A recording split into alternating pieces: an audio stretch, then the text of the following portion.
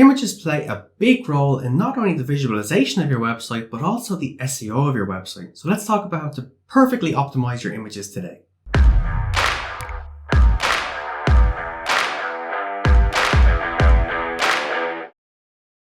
Hello everybody, my name is Paul Carey and I'm an SEO consultant here at Launch Site Boost. And in today's video, I want to talk to you about how you can perfectly optimize your images for your website to not only please your website visitors, but to also please the likes of a search engine. Now, the first point I want to bring up is to use your own unique images. Now look, I know in some cases, some people aren't able to use their own images because they don't have them. And if that's the case, stock images will do, but I would try and stay away from stock images if at all possible.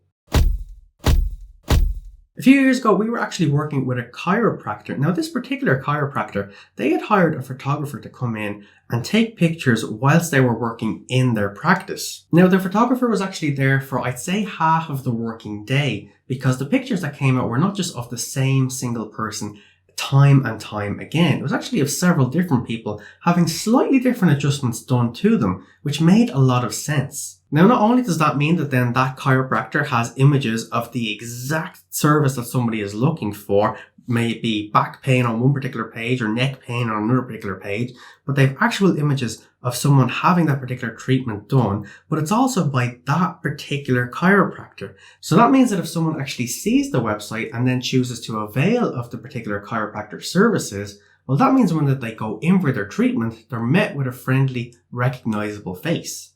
Now look, I know not everybody is comfortable on camera. You may not want to have a photographer photograph you at work or even with clients. And obviously, if you are doing that, get the permission of the clients as well. But trust me, it does make a whole world of difference to your website. Now, when you do have those images, those nice new unique images for your website, what you need to do before any of them are uploaded, well, actually, there's a few different things, but one of them is the file name. We don't just want to leave the file name as the default of what the photographer gave to us, but we want to actually rename this particular file.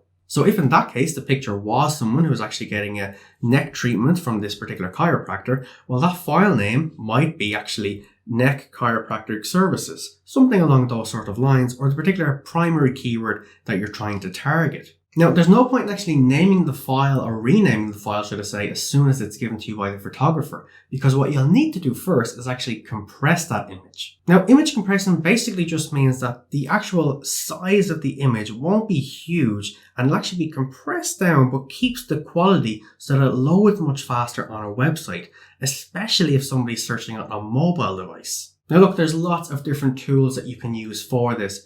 We personally use Photoshop to first of all reduce the image and save it for web, but then we also, in most cases, because most of our clients are using WordPress, we will then upload it to WordPress and then also use Short Pixel as a plugin, which will then further optimize that image. However, what you should also do, even before Short Pixel has done this for you, is actually get the image proportions right. So it's one thing to actually resize the image so it doesn't take forever to load, but depending on where the image will be placed on your website, if it's going to be a full-length image, it might be 1000 by 500 pixels. However, if it only is going to take up half of the page and there's text on the other side of the other half of the page, then that particular picture might only be 500 by 250.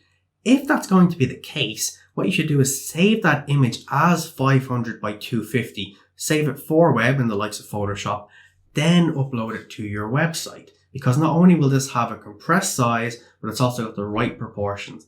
And then also, still even after that, it'll still be optimized further by the likes of Short Pixel. And the last thing I'll talk about in today's video is your image alt tag. So your image alt tag is going to display if for whatever reason the image doesn't load, or if someone's using some accessibility options on your website. However, do bear in mind that this is something that a search engine can see as they're crawling your website. They'll see alt and then they'll see whatever you actually written. Now, the alt tag should actually explain what the image is in case somebody can't see it for whatever reason. So if it is a case of somebody receiving a neck treatment from this particular chiropractor, well, it could be previous patient receiving chiropractic neck treatment, because that explains what the image is, whilst also being clever enough to mix in some of those important keywords. So do bear in mind, if you are optimizing your alt tags, you do need to describe what the actual image is. You just have to be clever with your wording so that you can include some of those important keywords. So there you have it. That was 5 different ways that you can actually optimize the images on your website, not only for the user experience, but also for the likes of a search engine. And obviously the more that you can please a search engine and the more signals that you can give to them so they can understand your website, the more people they can actually show your website to in the search results. So that brings me to an end of today's video. I hope you got a bit of value from it. If you do have any questions or comments, as always, please do leave them in the comment section below, as we do our very best to reply to each and every single one of them. But as I mentioned, I'll end the video here. Hopefully you got a bit of value, and we'll speak again soon. Bye.